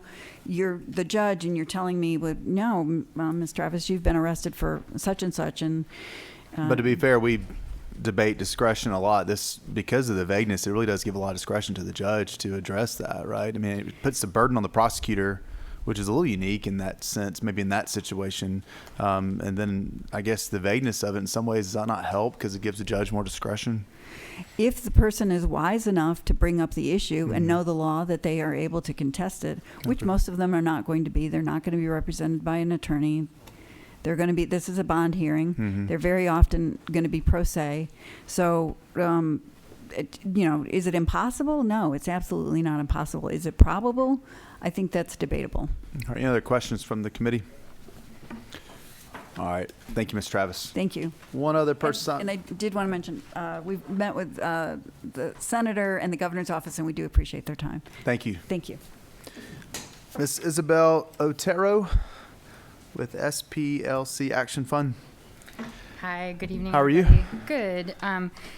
I promise I will be brief. I will not repeat things. I know You're we're all very fine. tired. So my name is Isabel Otero. I am the policy director for the Southern Poverty Law Center Action Fund. We've had a few conversations with Leader Hatchett, with you, Chairman, and others here about failure to appear rates, and ultimately, just we don't believe this will, this will not reduce failure to appear rates the way that we want, right? To echo some of my colleagues, there's a study in Chicago from 2018 that did a survey of people who had minor offenses and why were they failing to appear. Some of it was as simple as they didn't understand the consequence of failing to appear, right? Or if it was something like what Jill explained, it just they never received notice. Some of it is a resource issue, right? They don't have a way to get out of work or get childcare or something else that would prevent them from being able to appear in court. And so especially for minor offenses, we were encouraged to hear that there might be some changes to this bill that would, change what kind of failure to appear issues might be under this bill, we would really support a change like that and would want to help however we can with that kind of change, because we know that what is most effective for reducing failure to appear rates are text message systems. It's updating forms, making sure people understand. In Gwinnett County, when they changed to 2 written notices for your court appearance, the court appearances went up by 95%, right? These are simple changes that we can make that won't criminalize people, especially those experiencing poverty. And so we're trying to find solutions that will get us away from keeping people incarcerated and having those long-lasting consequences that have been mentioned already. And so we would, encourage folks to look into some alternatives and try to actually address the reasons why people fail to appear, as opposed to sort of keeping people incarcerated in order to, hold them there until they can have their court date. And we heard this morning Senator Setzler had a good amendment for another bill that for failure to appear, instead of it being the first time that you fail to appear, to have a bond restricted offense or a bail restricted offense, it would be second or subsequent. We would like something like that, to see something like that in this bill to reduce the issue that we're seeing. And I'll leave it at that. Other things have been mentioned already, so thank you very much. Thank you, Mr. Terra. Appreciate you. Any questions from the committee? All right, thank you. That's everybody. It's time to speak. Do you want to come up and respond to any issues that were raised? Quickly. It'll only take about an hour, Mr. Chairman. Yeah, you're not going to have an hour. Yeah, I'm going to let We'll call the governor and tell him you screwed it all up. If you've heard some of these arguments before, it's because you have. These are some of the things that we've been wrestling with criminal justice reform. The comment about the second notice and the 30-day delays, that was through Senate Bill 176 in 2017 that I believe the senator from the 18th carried. And I know that you, Chairman, also have carried criminal justice reform measures looking at this. How it works is that... And the financial circumstances that to be considered for somebody. For bail, exactly. And this is... Understand how this bill works. What it tells the judge is that if you're going to say, I'm not giving you this release, they then immediately shifts over and looks at us. And this is also from 441 from last year. It's our duty. It's our burden. If the judge is going to make this finding and say, hey, I can't give you an unsecured release because you have this conviction or because you have these things on your record, it's my obligation to have that information and provide it to the court.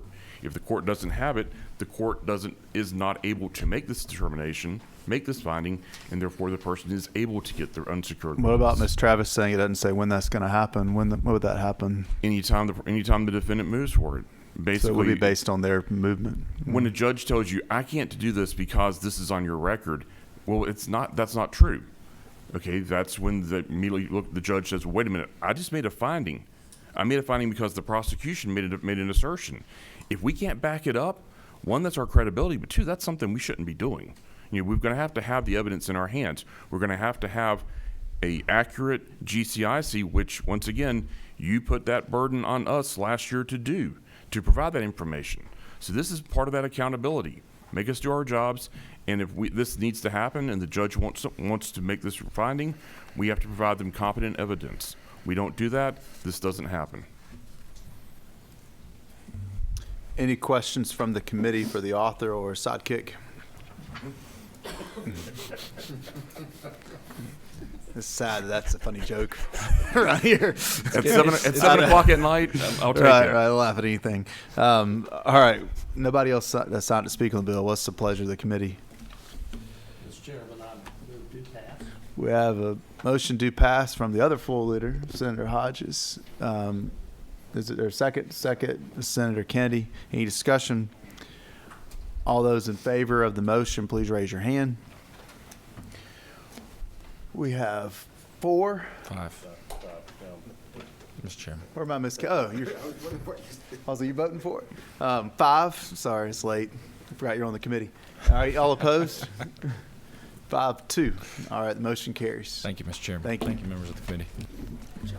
All right, last bill and the most exciting one of session. Not yet. Senate Bill 148. Pro Tem Kennedy. We are working off LC 365426. And it's a great tradition that we go line by line through all the changes. Or we could just trust you, and if we get it wrong, we'll blame you on the record. At this hour, I'll take that deal, Mr. Chairman. The floor is yours. Well, first, thank you to the chairman and all members staying so we could keep our quorum here. I'm addressing what has been the burning issue of the members of this committee for a number of years, and we're going to address it. So now is your time, right? So I bring before you the Senate Bill 148, which are revisions to the Georgia Nonprofit Corporation Code. Mr. Chairman, if I could, I've got a couple of folks with me. Could they go ahead Bring and them come on up. seated? If you'll just introduce yourself when you come up, if you will, please. Thank you. Nick, will you come? Ms. Robin Miller and Mr. Nick Great memory. Church. It's written fine.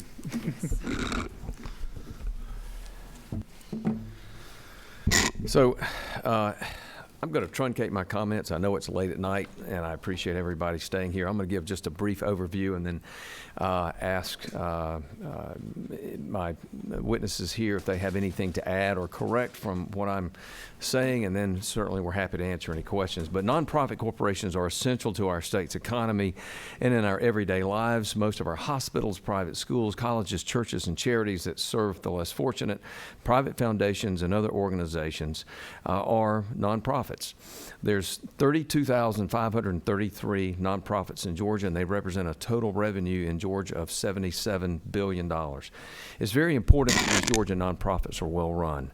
Most of the nonprofits located in the state of Georgia are incorporated here, and a critical part of the structure that makes the nonprofit world function is the Georgia Nonprofit Corporation Code.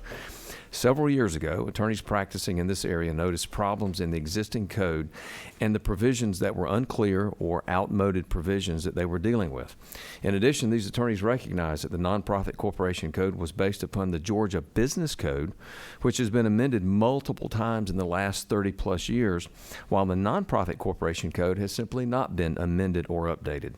The nonprofit law section of the State Bar of Georgia decided that rather than address only the most obvious problems, that it was time for a really fully comprehensive section-by-section, word-by-word review, and that's what was needed. So, the Nonprofit Law Section Legislative Committee of the Georgia Bar, comprised of attorneys who collectively represent most types of the organizations in Georgia that are nonprofits, got together and put this revision committee and the work of this committee together. The committee membership reflects the diversity of the constituencies, credentials, and expertise, including representatives from the Secretary of State's office and the Attorney General's office. It's taken this committee 3 years to complete the review that you have before you. This simple little 183-page bill that I'm introducing today is a result of the labor of these folks that have worked so hard. The guiding principles of the committee concerning the proposed amendments to the nonprofit code have been a few points, and I'll just make very quickly. To compare all the provisions of the Nonprofit Corporation Code to the similar provisions of the Georgia Business Corporation Code, which, as I alluded to a moment ago, has been updated over the years. Second, to modernize the Georgia Nonprofit Code consistent with changes in technology and corresponding changes for communication.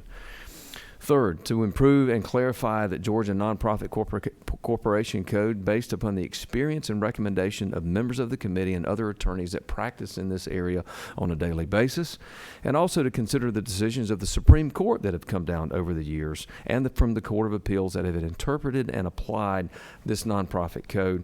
And then finally, part of it, the work was to amend certain provisions of this to correspond to current administrative practices and procedures of the Secretary of State's office and the Attorney General. A significant portion of the existing code remains unchanged. The changes they do recommend fall really into 3 different categories. Number 1, revisions to clarify and simplify the language. Number 2, revisions to update the code. And 3, more significant revisions that change and improve the law in specific areas, most of which aim to promote good corporate governance. there's a few examples that briefly address some of the improvements in the code. Number one, relate to a quorum change. Number three, separation of the chief executive officer and secretary so that two are required instead of just one officer. Another example is officership for executive directors, and that a great many of nonprofits have an executive directors providing day-to-day management, but they're employees, not officers of the corporation. And so this code revisions would designate them as officers unless the articles of incorporation or the bylaws of the entity state otherwise. And then also changes to the minimum number of directors in a nonprofits from 1 to 3. Some basic examples like that. Mr. Chairman, the pandemic made clear how important nonprofit organizations are to the state of Georgia and, quite frankly, the fabric of society that we live in here. And the sooner we can improve these basic changes to this code section, then I think we'll make sure that the nonprofits, as they continue to do the good work in the state of Georgia, have good governance, ensuring that their funds are well spent and that the operations are successful. You also have in your folders, members of the committee, 2 significantly detailed spreadsheets that give you the breakdown of all the changes that have been made, and also one of the spreadsheets has a categorization of the type of changes that are made. So we tried to give you all the detail that you might want, and with that, Mr. Chairman, I'll ask, if I may, happy to answer any questions, or I'll probably refer to my 2 colleagues and witnesses here, but I would also ask that they be given an opportunity to add to, supplement, or certainly correct any misstatements that I have made. Thank you.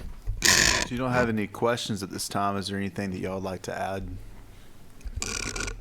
I would just like to thank you all for hearing it and staying so late this evening. This has really been a labor of love by some of the best experts in Georgia on nonprofit law. I've been practicing law, advising nonprofits for over 30 years, and I was amazed at this group of people who worked. We had over 80 committee and subcommittee meetings to get this job done. We've really taken a lot of thought and put a lot of information into this. There are some significant changes. There's about 32. I've counted them. And if you look, you have a 5-page document that starts with the word categorization at the top, and that goes into those 3 buckets. So I would say there's 3 buckets, as Senator Kennedy said. There's a lot of cleanup, typographical, grammatical errors that really, and some other similar changes that make the bill more readable. Then there's these modernization issues that really came to light in the last 3 years. Remote communications, how we can make efficiencies for our nonprofits to communicate, hold meetings, and provide notice in ways that are much more modern than what the law provides. And those are all in the business code already, but they're not in the nonprofit code. Some of the significant changes of those 32, as Senator Kennedy pointed out, include some of these changes that provide protections for and assist the Attorney General's office and the Secretary of State. By having, and Julie, I need to recognize Julie Fisher, who's here from the Secretary of State's office today. She was on our committee, and she was able to join us here today. So if you have any questions for her, she'd be happy to come up as well. But we talked about the differences because in 30 years, the operations of the Secretary of State's office has changed.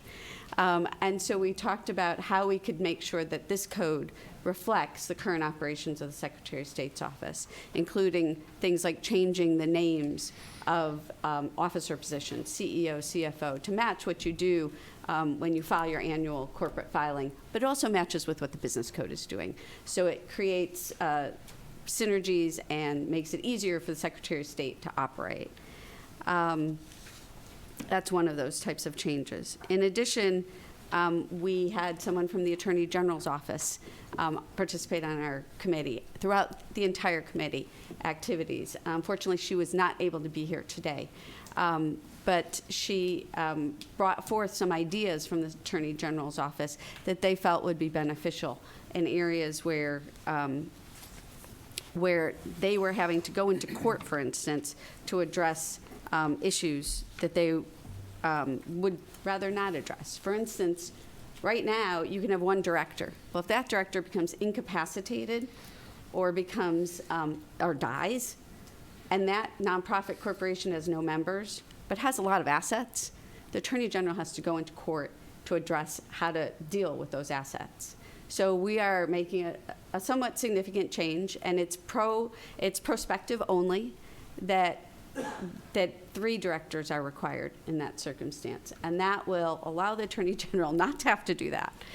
In addition, there's actually no part of the code that allows the Attorney General to do that, but they've been doing it because there's no other way to handle those issues. And so we added into the code in Section 811 the provision for the Attorney General to do it should it come up, but we've also provided those guardrails so that it really won't come up. I do have one question from Senator Cowsert. Thank you, Mr. Chairman. My question involves the provisions dealing with bankruptcy.